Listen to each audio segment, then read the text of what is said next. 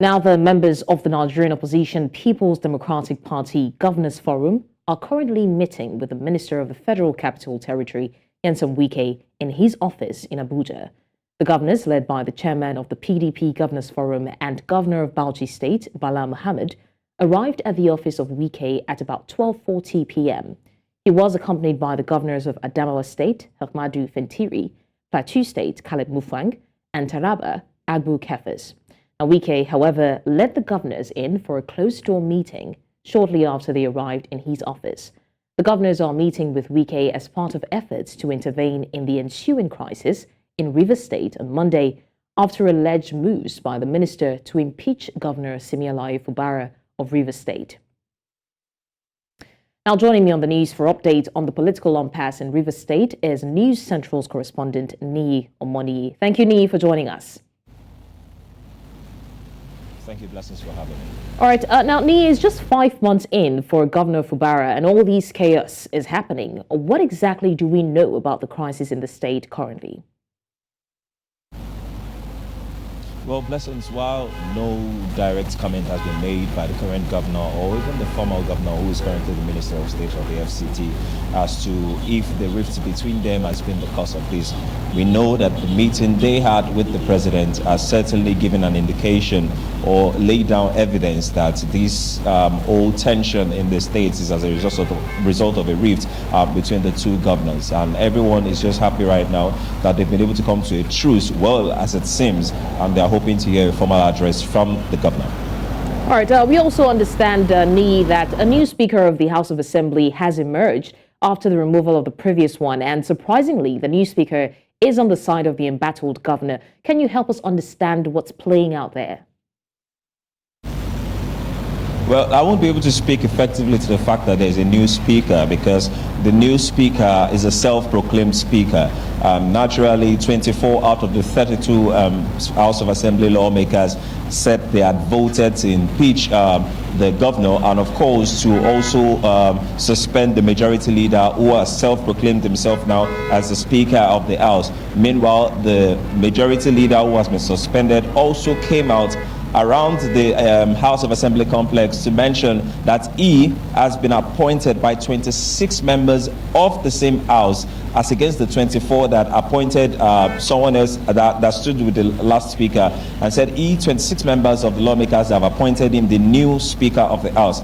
Now, unfortunately, none of the lawmakers can sit because the House of Assembly is currently on lock and key. So we really can't ascertain that, but under the law, constitutionally, the current speaker now is Martins, whose house was attacked recently. That was about this time yesterday.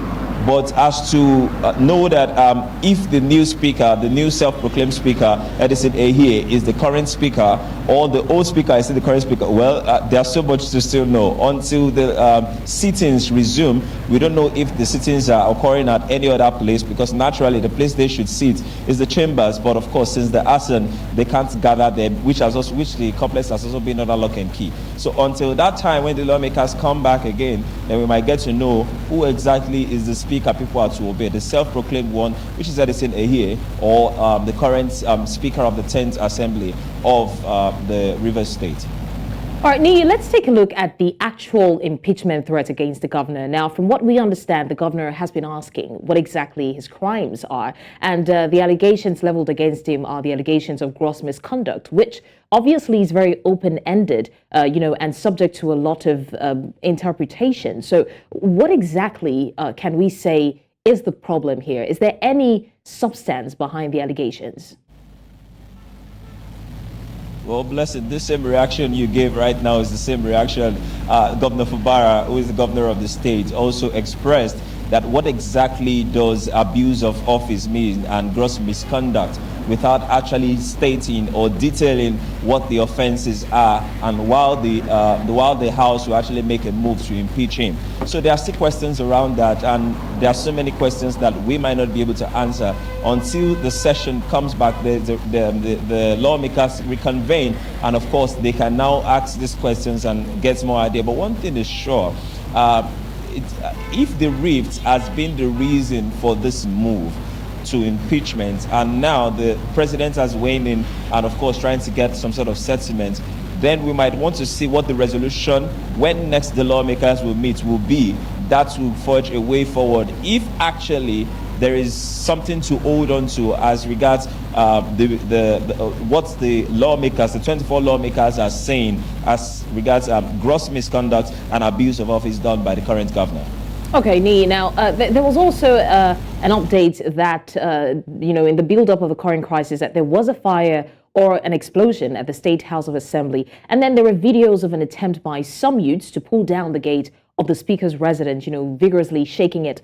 You could tell that they were agitated. What do we know about what really happened there? Well, from information we were able to gather, Ijaw youths actually stormed the house of the current speaker, who is Martins, and it's a sign of showing their displeasure as to who he is supporting, and maybe he's working for the former state governor.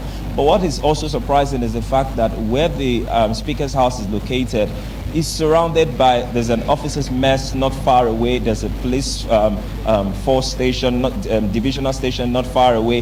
That place is actually a very, very secured community, and how a mob of youth were able to gain entrance, because when we got there today, they didn't actually let us shoot, they didn't let us take videos of the gates, but we could see someone walking on the gate trying to weld the gates back into shape, and although not much damage, but of course due to the pushing, the hinges had already detached from the walls and they were trying to weld it back together.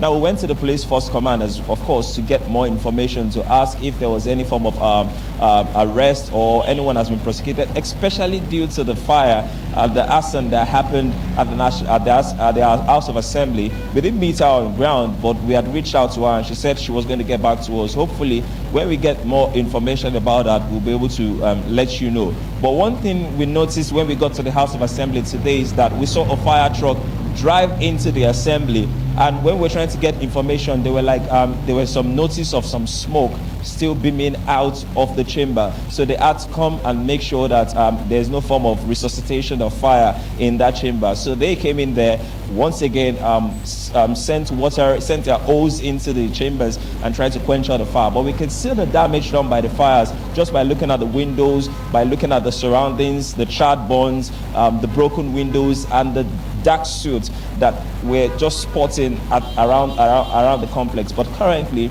aside them, just very few security operatives have been the one that have been seen inside the complex, and no one has been allowed entrance, not even we the press have been allowed entrance into the House of Assembly complex.